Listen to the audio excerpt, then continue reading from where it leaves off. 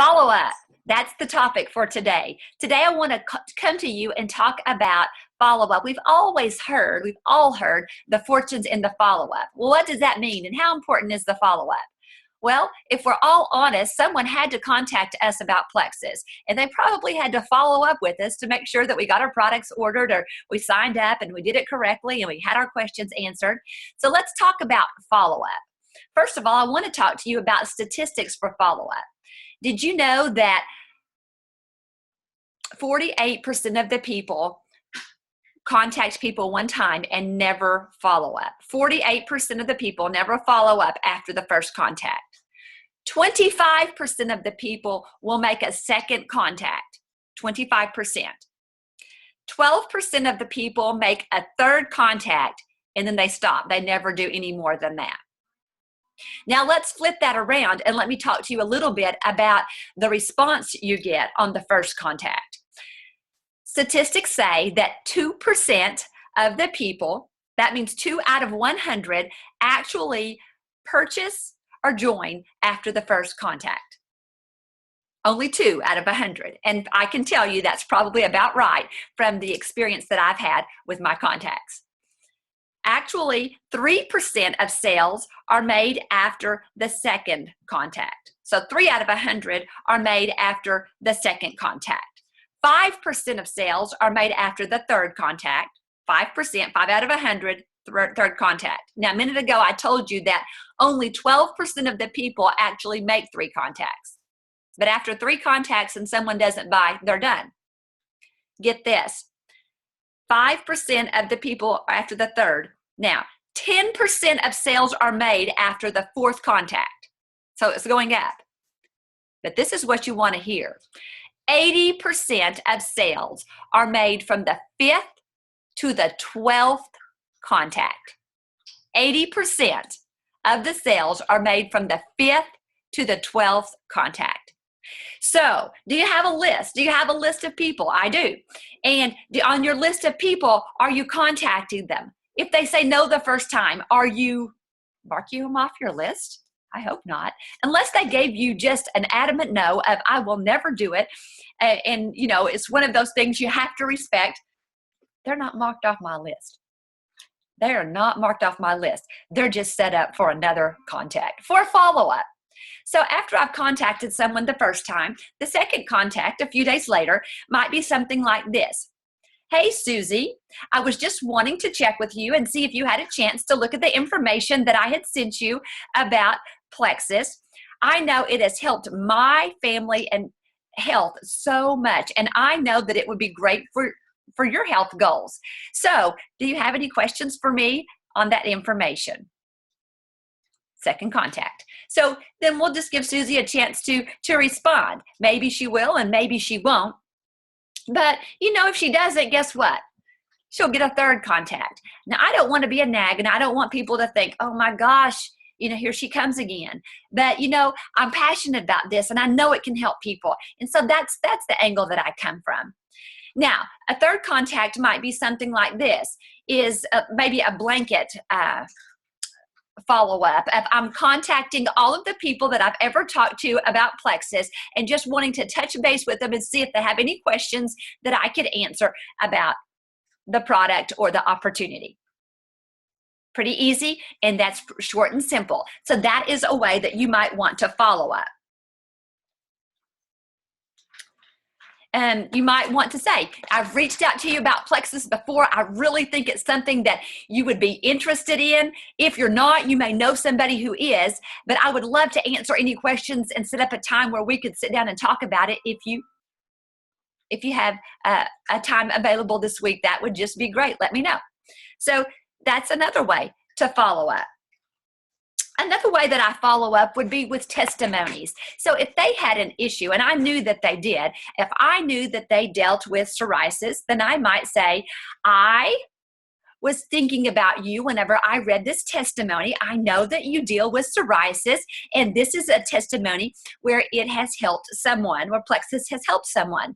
I've seen several of these testimonies, and I really think it's something that you would be interested in looking at. Let me know if you have some questions on it. Or I might say, I'll contact you in a couple of days and see if you have any questions about it.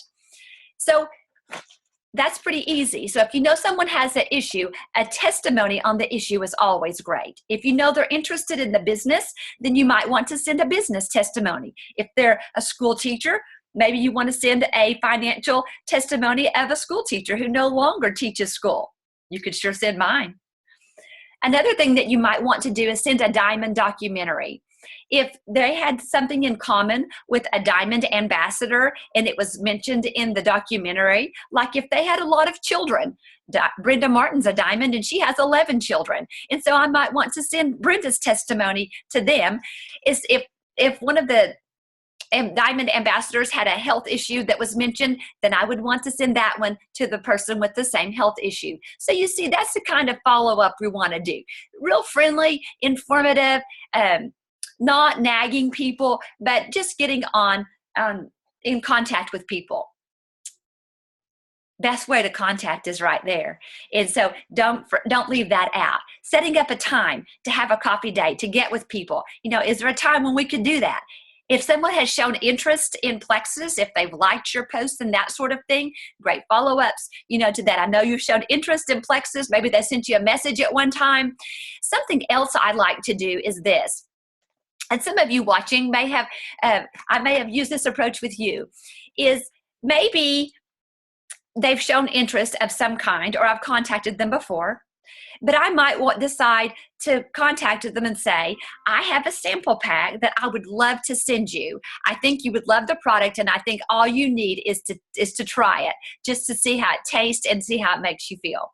So I'd love to send you a sample pack. If I did, would you take it? If so, let me know and send me your address. I'd love to send it to you.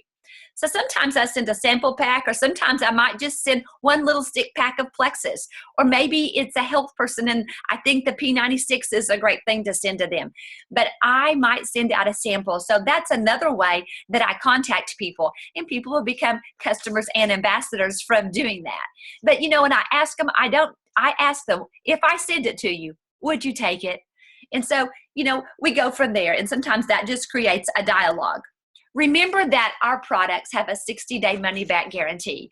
So whenever people do become customers, I want them to buy in for 60 days. So whenever I'm talking to them, just a really good talking point in a follow-up, in my follow-up when I'm visiting with people, is the products have a 60-day money-back guarantee.